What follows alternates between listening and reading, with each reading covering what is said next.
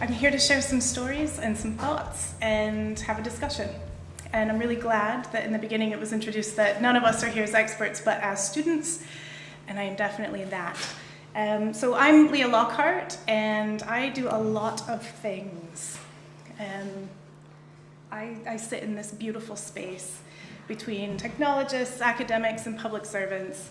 I am none of those things, but what I hope is that I'm a good bridge and translator between these people and these disciplines. I try my hardest.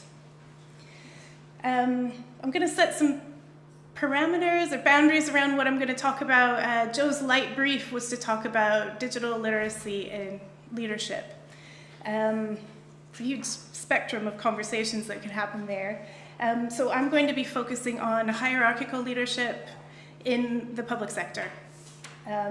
And I guess the boundary around data literacy for me will just be similar to what was introduced this morning. How do we bring lay people into a place where they feel comfortable, empowered, and making good decisions about business and public services with data?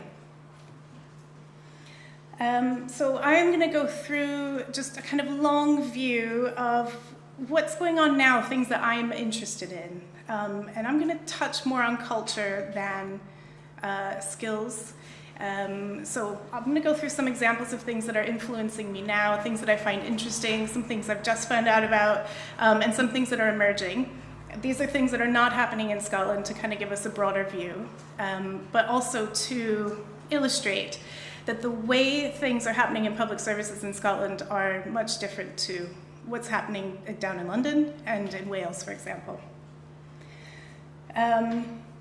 Throughout my talk, I invite interruption. So me talking on my own, I'm not going for 45 minutes. So if we can have a discussion, anything you think of, if I rattle your cage, or if you want to add to something I'm saying, please raise your hand.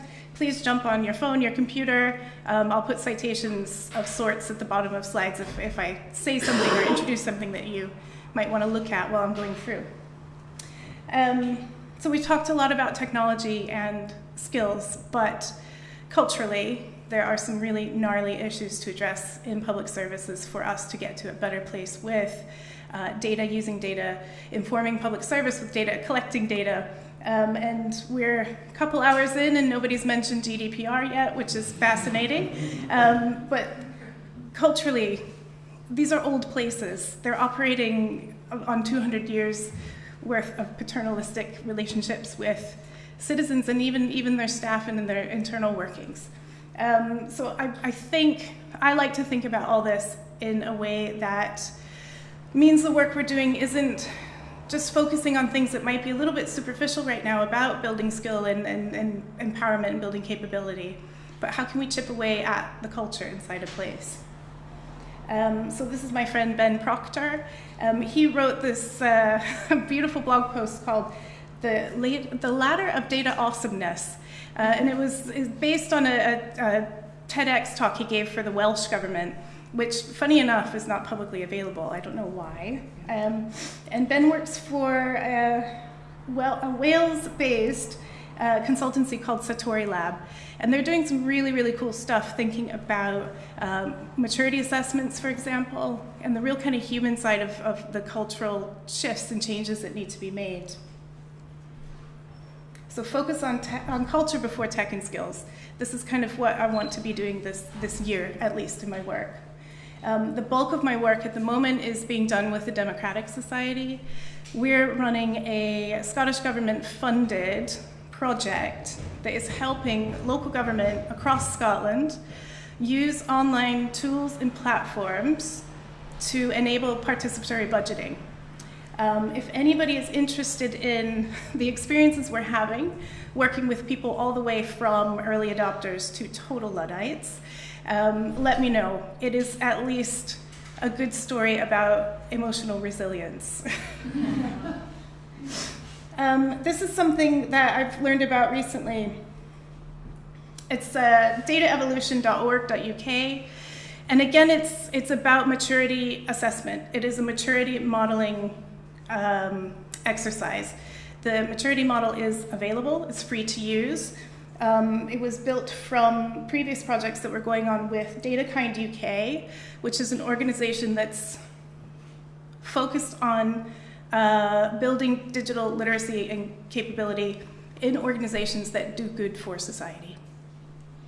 So again, thinking about how can we assess cultural aspects of our organizations and institutions, the maturity of them, before we start having these other conversations, or at the same time as having other conversations.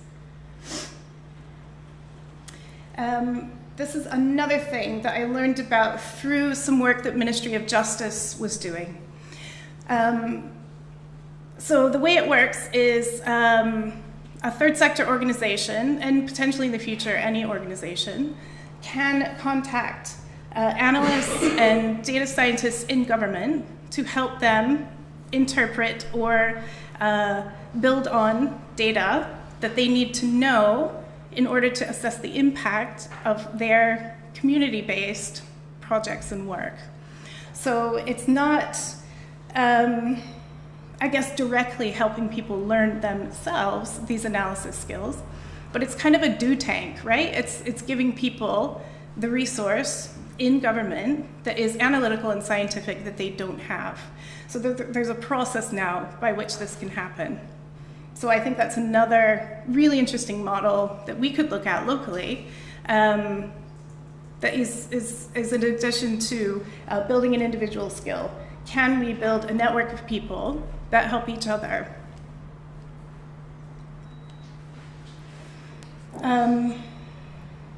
It might seem odd, but Department for Work and Pensions is absolutely killing it right now with all kinds of really cool stuff to do with culture change, bringing data to the forefront of what they do. With regard to growing their digital services, they work out loud, they blog a lot, and they create cool things. So this is just an example of a blog post they wrote recently about a community of practice that they've built and that they're nurturing inside DWP.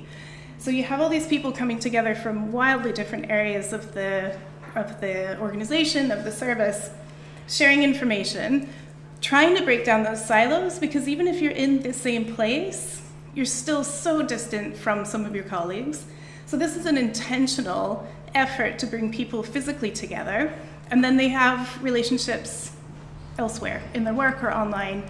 But it's that deliberate nature of wanting to bring staff together so they can enrich each other. They have also created data visualization training that is available to all of us online. So if you want to see the way that they're introducing their entire staff group, lay people, nerds, geeks, everybody, to data visualization thinking and what it means to DWP. Right there at the bottom, you can jump on and do some self-learning and actually find these people online too and make further connections. They also have an app, an internal app in alpha now. This is a screenshot of it. That's a hyperlink, which is not helping you right now, but if you search for DWP, the app is called Churchill. You can watch a video and hear a non-technical person talking about what it means to have data from inside DWP, quite complicated stuff, and across huge geographical areas, presented in ways that are understandable, usable, and for that staff group and for their work. It's totally contextualized to what they do. These three examples and a lot of other stuff DWP is doing, I think, is such a fantastic example of that kind of internal change, that knowing what is good for you, what is helpful, and chipping away. They, to me, at the moment, are kind of the vanguard in public services with regard to data and making it understandable to the entire staff group. But that practice can be lifted and taken elsewhere as well.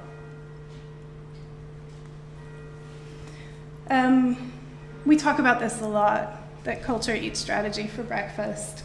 We have a lot of strategies. We have an open data strategy, we have an open government network, we have an open government strategy this, that, and the other, however. it's hard to make progress, especially inside these organizations, which is why I think a network like this is so important and so powerful. These are big, old cultures with normative behaviors that are going to be a long game for us to chip through. I mean, all the way from the way recruitment is done to Peter Principle, to the way our organizations go and the way they bring people up inside them. It's a kind of vicious circle. So how can we, from out here, try to knock that away? This network and other professional networks that we're in, that are passionate about what we're talking about, I think have a huge responsibility. That is to understand who is it we're trying to engage and why should they care. So whether or not you're doing something like service design, human-centered design of your information, how empathetic are we to the people that we're trying to engage? So using open data as an example, it's cool and stuff to talk about extreme transparency, but what does that actually mean to someone that they want to spend time with you? So this community is quite important for that. And I used to, until really recently, sort of rage from my armchair that there was no real change happening inside Scottish Government, for example, or Scottish local government. But I understand now that's because it sits with us. This is where the responsibility is. That's a lot different to what UK government's doing. It's a lot different to what's happening in Wales. But we've got some good work here. We've got good brains. We need to push it up. And that's all I have to say. I'm happy to answer questions now, have a further discussion or debate, or take heckling from the back. Or even just if this is a moment of solidarity where we want to be in our bubble. Does anyone have anything to say or a question? Or? Can you just flip back one Yes. slide? Okay, so that our responsibility is empathy and community. I think this speaks to exactly to the definition of place making. Thank you, Chris. I mean, it's kind of like, okay, so the places, our sense of belonging to a place evolves through time, and it's kind of like an understanding of how that kind of works in a community, and how people kind of engage in processes, how they engage in frustrations, and how they deal with frustrations as well. So I think that part of data literacy, if you like, is to kind of think about how we can make places human. Yeah, and part of that empathy, I suppose, thinking again about people in public services, is understanding the policy landscape around us. So I think Morven and what's going on in Leith is making a really good job of kind of contextualizing, probably for people in Edinburgh Council, for example, about why this is important with regard to Community Empowerment Act, why this is important because of locality planning that's going on. So understanding that is a certain type of empathy for your customer, I guess, right? So it's this kind of marketing or service design approach to what am I trying to do and what is the pain point of the person? How can I solve problems or help them solve problems? Not all the time talking about extreme transparency, and that's the way government should be. The policy landscape in the moment is totally set up for all of us in the work we're trying to do. The more you understand that, I think the better luck you'll have cracking the kind of hard exterior of some of these government bodies. That's really interesting, because it's almost the opposite of the public conception of policy, which is it's just a brick wall, isn't it? It's just bureaucracy. But you're saying that actually there are processes available, or at least there are projects that are being undertaken where that is opening up, and actually it's for us to kind of... I think so, but where I'm standing at the moment, thinking about something like participatory budgeting, thinking about other things that are coming through the Community Empowerment Act, I know firsthand that councils and community groups don't know what the fuck they're supposed to be doing. They need help, right? They need people like us to come and say, do you know there's possibility here? Do you know there's a way to do this? Because they are just methods by which you do engagement. So how can we help people to be creative, to understand the art of the possible, because they do need help. I think we're really seeing that in Dundee. Certainly, Dundee was one of the first pilots for participatory budgeting, so Dundee decides, I think, .com maybe, the quality of the ideas is really catchy, so people can go on and allocate a certain amount of money to certain projects. And it's a bit kind of fantasy football league, I think, but it should actually feed into real policy change. Great. But a councillor was saying to me recently that actually they would love better policy projects. So I just wonder, like, how can we help that? Like, how can we help the public at large to kind of develop better projects? Right. Oh, am I gonna? My colleague Neve will tell you that I've got to be in my bonnet right now about the way participatory budgeting is being largely done in Scotland. We're using this term, participatory budgeting. Does everyone knows what it is? So it's a method or a process by which, in our case, local government says to a community, we have a certain amount of money available. We want you to give us ideas about how that should be spent. The ultimate goal is that councils will eventually give over 1% of their budgets to public decision making. What's happening at the moment, because I need to keep telling myself we're still learning and we're in discovery phase, is councils are using mostly grant funding models to allocate money to small, probably one-off projects in communities. That's a very, very long way away from asking communities to interact with you about infrastructure spend, health and social care. So it's kind of naive at the moment, and I think quite dangerous if things keep continuing this way. It is important for the street to have a bench. It is important for the kids to have footballs, but we can't keep having these types of interactions. We need to get a lot more in depth about what it is when we're talking about budgeting for a place and the future of a place.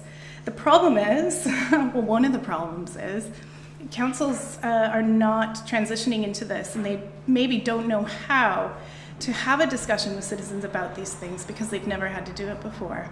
So we're getting these real kind of surface level engagements, some of which in some areas are actually creating conflict in the third sector because the way PB is being done with grant funding models, some councils are using participatory budgeting as a way to cut off old grant funding relationships with some third sector organizations. So PB can, a cynical person might say, PB can be seen as a way to just say, oh, well, the public decided, so really it's your fault that happened.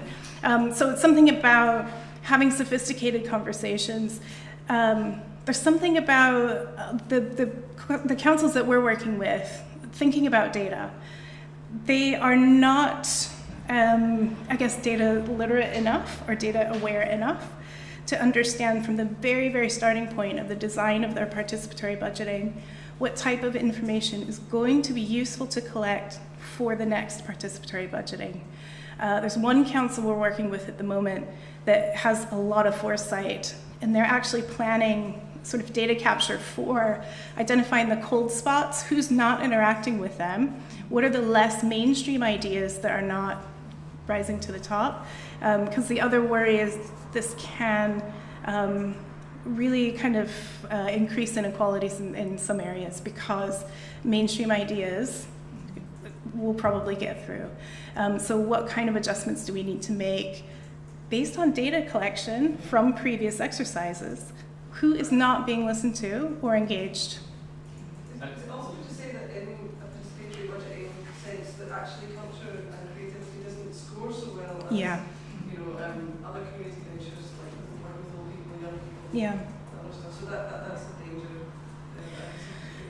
What's the actual mechanism so that this actually happens? I'm saying maybe naively sometimes when you go into Tesco they're handing out these little lists. You vote for. And some participatory budgeting does go down that way.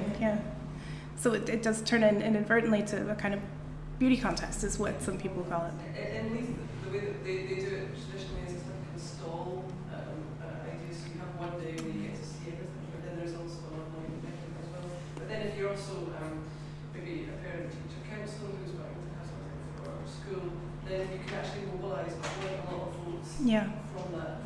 Yeah, I'm actually making a film about the PB In Dundee. Right, so I'm very close to this. It's like falling around like the office stuff. But it's, they're actually quite interested. They're working with it through Regen, so they're working with their community officers, and they kind of attend a lot of the meetings where they can plan events and stuff like that. So they've actually, I think they're nearly hit the target for the first 2 weeks. It's meant to be 8 weeks, so they nearly hit the target of 6,000 votes that they plan to get, which is a very small proportion. But it's what was really interesting is how little focus on digital it was. It was all about making sure we had tablets in spaces where people meet. But Dundee's got quite an interesting landscape anyway when it comes to trying to reach people. I call them lanyards, people that work for public sector organisations who spend a lot of time in public buildings and in communities. Yeah. And there tends to be more workers there than the actual community members.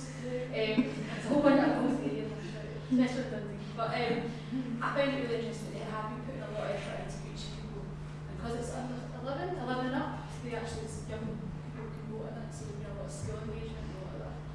And yeah, I totally agree. Everyone's saying the same thing regardless of what ward you're in Dundee. So it's a kind of big thing around the West End and city centre, getting all the good stuff, and then the rest of the community being left out. But I went out to film to people in the West End and they were complaining that they were being left out. So I think it's just a Dundonian thing. They're going to see through all that as well. So it's interesting, and it's interesting to be close to it. It's interesting what the film will come out of it because of people doing that.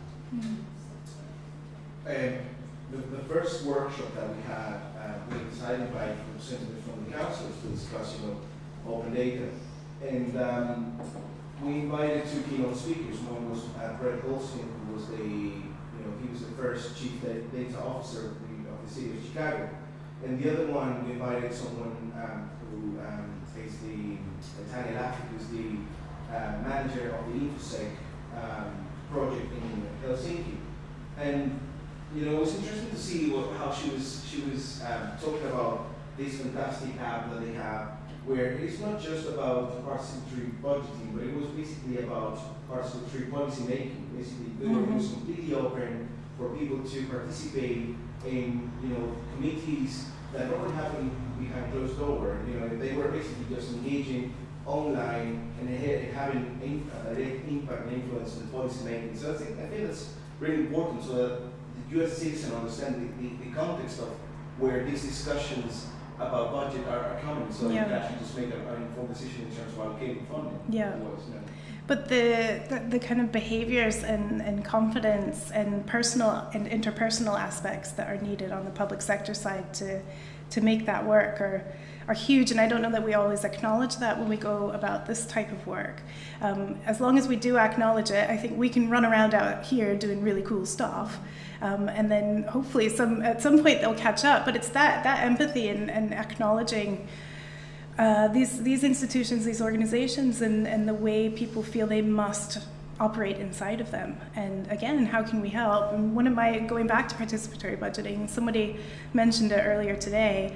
I really think the model in Scotland should be that community-based organizations are proxies through which councils do their participatory budgeting, because they don't maybe have those connections. They don't seem to be prioritizing all the time building those networks.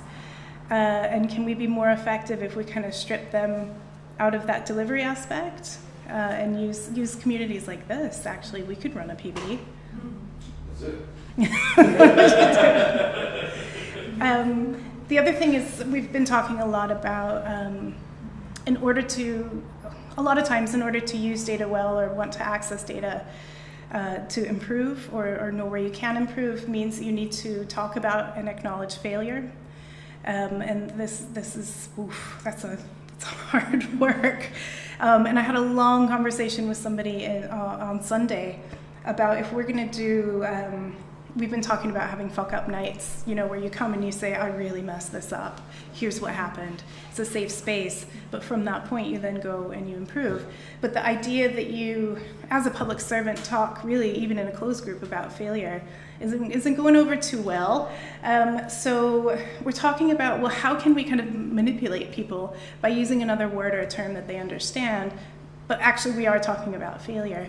Another thing to look up is the NHS Scotland's duty of candour, which has just come out. So where medical staff have had an incident of death or unintended harm to someone, it is now a duty of candor to be with those people, their families, and to talk about where you failed.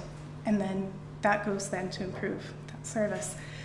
So I'm going to be meeting with colleagues in NHS to talk about how can we scale this way down and use that word, that term, and talk about being open and honest with yourself. Maybe avoid, just body swerve that failure word, but can we latch onto something that's happening elsewhere in central government, in NHS, and kind of build that this way? In order to identify an improvement, you need to identify where something fell down, where it failed. And how can we help people talk about that? Or even start talking about it ourselves? Will it become more comfortable?